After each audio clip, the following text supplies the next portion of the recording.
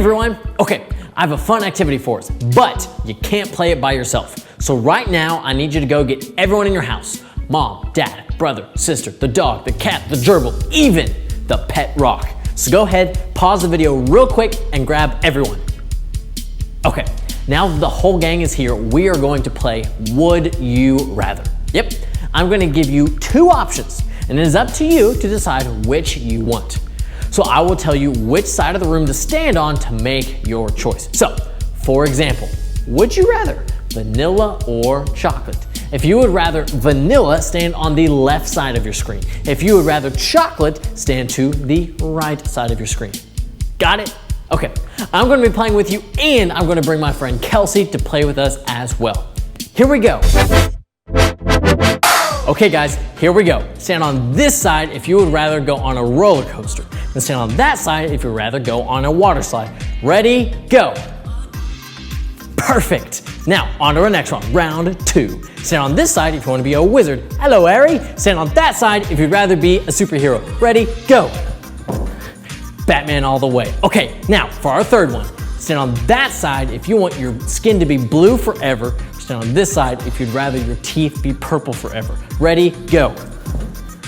Okay, if you're on this side, I'm sorry, you probably don't brush your teeth just like me. I'm kidding, I'm kidding, I'm kidding. Next one. Stand on that side if you want every wall in your house to be one color. Or stand on this side if you would rather every wall in your house be a completely different color. Ready, go. I couldn't do that, it would go crazy. But if you're on that side, you're probably a really good artist or something like that. Or I don't know. Okay, now, stand on this side if you want to be a famous YouTuber, and on that side if you want to be a famous TikTok dancer, okay? This is tough, here we go. 1, 2, 3, go. You can't do that, that's cheating.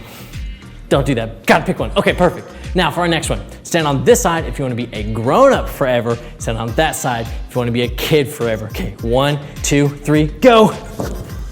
Oh, perfect, great job. Now for our last one. Stand on this side if you want all your homework done by a robot. Or stand on this side if you would rather all your chores be done by a robot. 1, 2, 3, go. Yep, no more dishes, woo! Okay, good job. Turn to someone next to you, give them a high five. You guys did great. Great job, you guys, and thank you, Kelsey. That was a ton of fun. Would You Rather is a fun game that's all about decisions. It can seem hard to make a decision because you seem torn on what you want. But sometimes, in real life, we can have a difficult decision too. This is especially true when talking about our virtue, humility.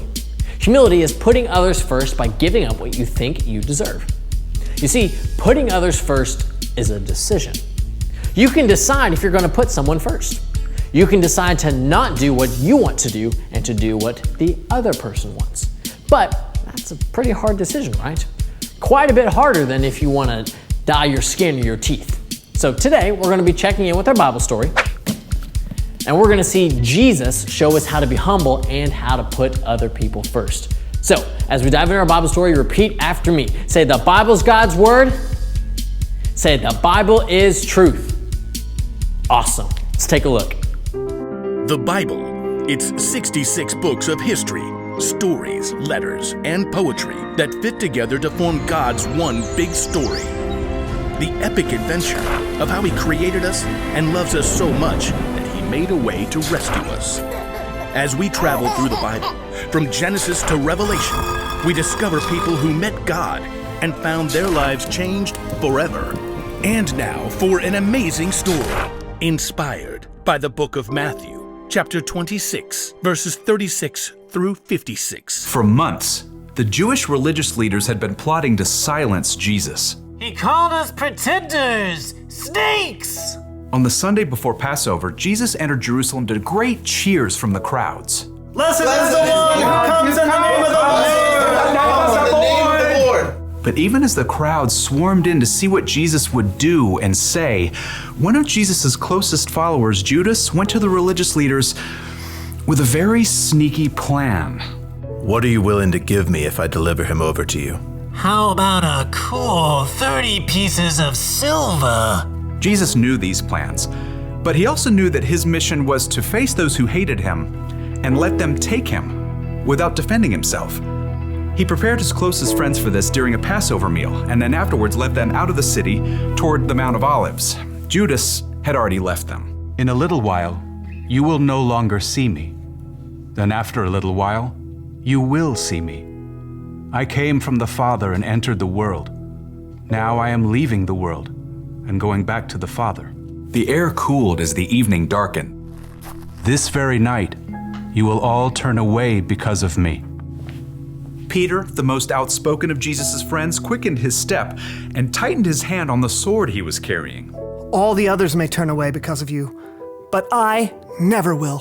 What I'm about to tell you is true. It will happen tonight. Before the rooster crows, you will say 3 times that you don't know me. I may have to die with you, but I will never say I don't know you. Me too. Same. By the time Jesus and his friends reached the Garden of Gethsemane, they were exhausted. Sit here while I go over there and pray. As the other disciples settled in on the cold, rough ground, Jesus took Peter, James, and John along with him to a grove of ancient olive trees. The weight of what was coming pressed down on him. My soul is very sad. I feel close to death. Stay here. Keep watch with me.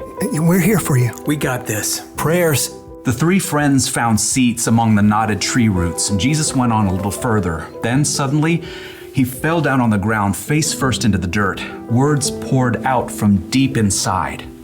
My Father, if it is possible, take this cup of suffering away from me. But let what you want be done, not what I want. After a short time, Jesus returned to his friends. They had all fallen into restless sleep. Jesus touched Peter's arm.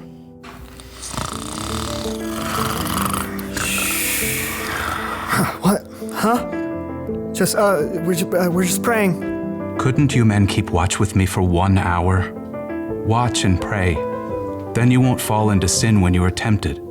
The spirit is willing, but the body is weak. We'll stay awake this time. Got you covered. Again, Jesus threw himself down to pray. His pain was so deep, blood and sweat beaded on his forehead.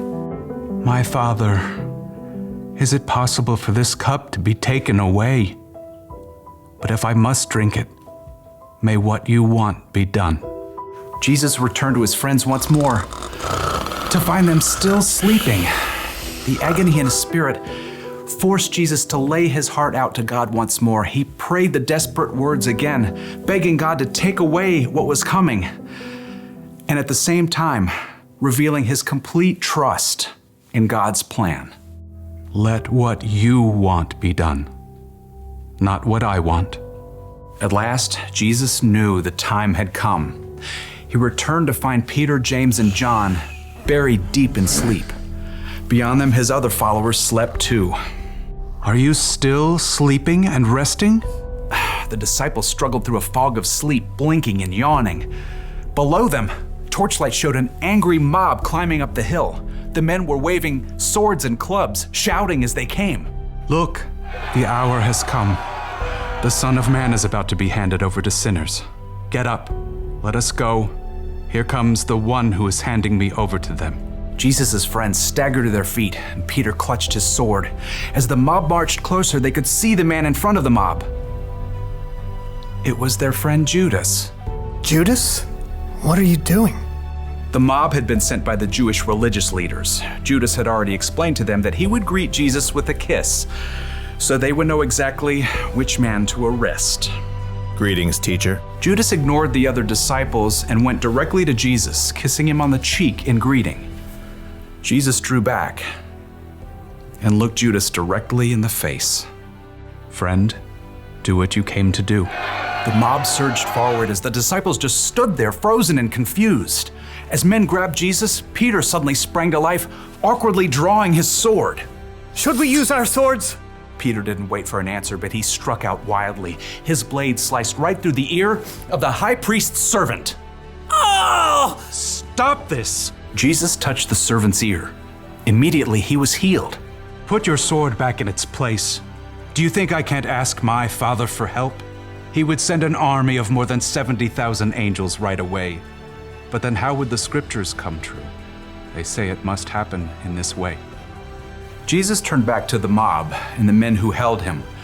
They hovered there, uncertain, in the flickering light of their torches. Am I leading a band of armed men against you? Do you have to come out with swords and clubs to capture me? Every day I sat in the temple courtyard teaching, and you didn't arrest me. But all this has happened so that the words of the prophets would come true. No one could respond to Jesus. Instead, they arrested him and led him away. And his friends who said they'd be with him through anything ran away. Jesus made the choice that would bring life to everyone, but that would cost him everything. Wow, what a crazy story. See, there were a couple key decisions in that story. First, the disciples. Despite their best efforts, they decided to run away from Jesus. And who can blame them? They were afraid for their lives. But Jesus had made his own decision a long time ago. Jesus had decided to give up his life so that we would no longer be separated from him in heaven. No matter how hard things got, Jesus was going to humble himself, give up what he deserved, and put others first. That is why our bottom line today is put others first. It's going to be so hard, especially right now, because you've probably been at home with your family for hours and hours and hours and are getting on each other's last nerve. But no one said deciding to put others first was easy. And it definitely wasn't easy for Jesus. So today, find times to put others first. Maybe you let your brother watch a show they've been wanting to watch all day. Or maybe you go outside and play even though you want to stay inside and play games. Whatever it is, find ways to put others first, just like Jesus chose to put us first. See you guys next week.